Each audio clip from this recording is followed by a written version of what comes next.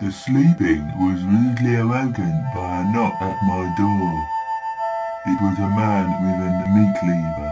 Away from him I ran, and didn't hide in anywhere but the kitchen. He was here on Tuesday, and he chopped up to bits my beloved girlfriend.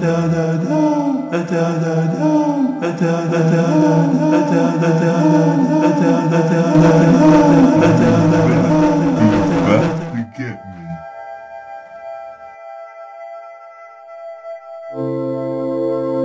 He smashes up into my kitchen and tries to get me. It's very scary.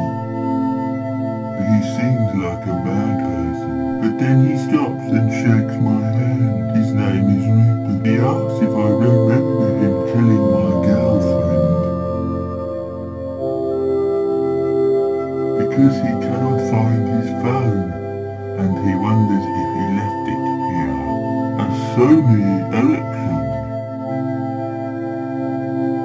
To stop him from chopping me up in the head, I tell him I think I might maybe seen it.